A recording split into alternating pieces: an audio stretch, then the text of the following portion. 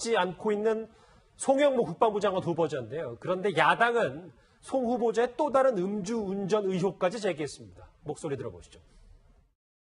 7월 4일 날 해군본부 종합상황실장으로 올라오시게 됩니다. 회식을 하고 아주 늦은 시간에, 역시 그것도 새벽입니다. 노량진 경찰서에서 걸렸습니다.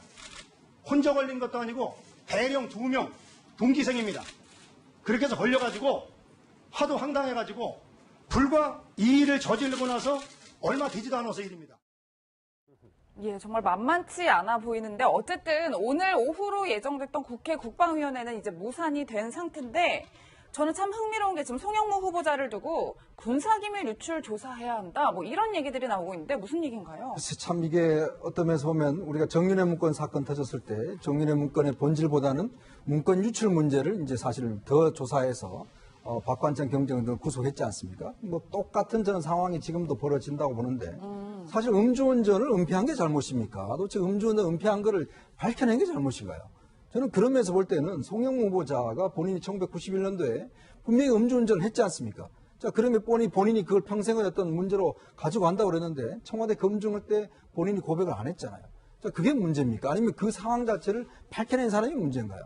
자, 그런 면에서 볼 때 지금 뭐 여러 가지 지금 여당이나 또 정의당 김종대 의원이 접근하는 방식 자체가 보면 저는 참 이거는 좀 더 생각해 볼 문제가 있다고 생각이 듭니다. 특히 이제 그 자체가 저는 악성이라고 보는 게 뭐냐면 이 사실은 중령에서 대령으로 진급할 때 굉장히 중요한 상황에서 이 음주운전이 걸린 거예요. 자, 그렇다면 만약에 이 음주운전이 만약에 본인이 기록이 됐으면 만약에 지금 대령으로 승진을 못했을 거 아닙니까? 자, 그렇다면 또 누군가의 승진 기회를 박탈한 것이죠. 그리고 또 그 다음에 4개월 뒤에 그 뻔히 같은 동기들끼리 술 마시고 그 사람이 술 마셨다는 거 뻔히 알면서 그 사람한테 운전대를 맡기고 본인이 옆에 탔다? 물론 본인이 직접 운전 안 했다고 하지만 그것 자체도 굉장히 부적절한 것이죠. 우리가 보통 음주운전 할 때 그 운전자 옆에 있는 사람도 사실은 요즘 보면 처벌하지 않습니까? 음주운전을 방조했다는 혐의로. 그와 마찬가지로 본인이 그렇게 4개월 전에 그렇게 당했으면 최소한 음주운전에 좀 조심을 했어야 되는 거 아니겠습니까? 그렇다면 그게 젊은 시절에 한순간의 잘못인가요? 저는 그런 면에서 볼 때는 지금 여당과 정의당 의원이 지금 이야기하고 있는 이걸 무슨 뭐 군 기밀 유출이다 이야기를 하는데 저는 이건 아니라고 봅니다. 기본적으로 음주운전에 대해서 한마디도 못하는 사람들이 자꾸 이렇게 유출 문제가 따져보면 이는 본질을 회피하는 것이죠. 근데 음주운전에 관련해서 송영무 후보자가 100번 잘못했다. 그거는 넘어가더라도 그 자료가 우리가 생각했던 것보다 더 은밀한 곳에 왔으면 야당의 주장도 일부분 좀 맞는 건 아닙니까? 여당 주장이요? 여당이요. 예. 근데 이거야말로 사실은 전형적인 내로남불이죠. 이게 뭐냐 하면 그러니까 본인들이 야당 시절에는 무엇에 의존해서 인사청문회를 했나는 거예요. 대부분 제보예요. 예. 그리고 그 제보의 출처에 대해서 다 확인해가지고 완벽하게 깨끗한 그런 증거 자료만 가지고 인사청문회에 임했습니까? 그것도 아니거든요. 정치권에서 이미 다 아는 내용입니다. 그리고 또 그렇게 또 이런 제보를 한 사람들이 나중에 또 그런 연고로 해서 정치권의 대선 캠프에도 들어와서 또 뭔가 또 공천을 받기도 하고 이런 사례들도 있어요. 그래서 이 문제는 어떻게 보면 정치권 전체의 부끄러운 모습이기도 한데 그런데 현실이기도 하다. 그래서 이거는 자칫 잘못하면 여당의 역풍이 불 수 있습니다. 그래서 제가 보기에는 이거는 이쯤에서 넘어가는 게 좋지 이거 계속 만약에 이 문제로 가지고 이제 더 캐려고 했다가는 정치적으로 굉장히 곤란한 지경에 빠질 수도 있다. 그러니까 기무사령부가 기물 유출했다. 이걸 여당이 너무 몰고 가면 본인들도 야당 시절에 그랬으니까 문제가 더 꼬일 수 있단 말이에요. 예, 그렇죠. 아니 근데 이거는 분리해야 될 사안이에요. 제가 볼 때는. 그러니까 그리고 여당이 한 가지만 더 부탁드려요. 그리고 조금 전에 말씀하셨듯이 이게 유출 문제가 물론 그것도 문제긴 하죠. 저는 고쳐져야 될 부분이라고 저는 생각을 해요. 그럼에도 불구하고 현실이라고 하는 걸 제가 말씀을 드리면서 그리고 조금 전에 말씀하신 것 똑같습니다. 이게 과연 본질이냐는 거예요.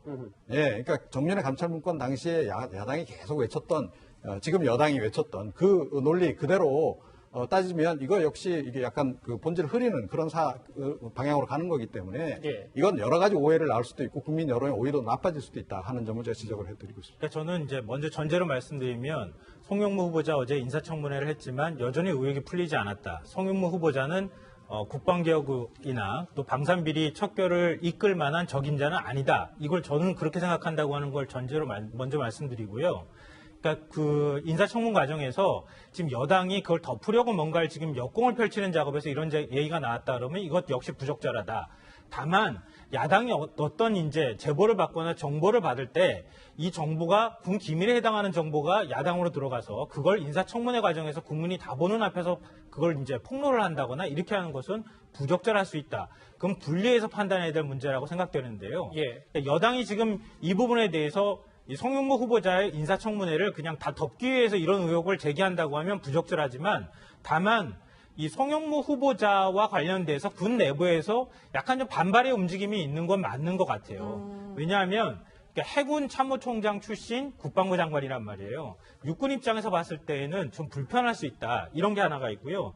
또 하나는 이렇게 군 기밀 자료까지 누군가가 갖다가 끌어다가 갖다가 줄 정도라 그러면 군 내부에 조직적으로 이 송영무 후보자에 대해서 반감을 가지고 있는 누군가가 있는데 그 수단이 기밀까지 갖다 주면서 하는 것은 부적절할 수 있다. 그러니까 기무사가 만약에 이런 자료를 바깥으로 유출했다고 하면은 이 부분에 대해서는 적절한 조사와 조치가 필요하다라고 저는 생각합니다. 분리해서 봐야 된다. 알겠습니다. 지금 뭐 김상곤 후보자, 송영무 후보자 청문회 얘기를 쭉 하고 있는데 어제 청문회 같지 않은 청문회 하나가 있었습니다.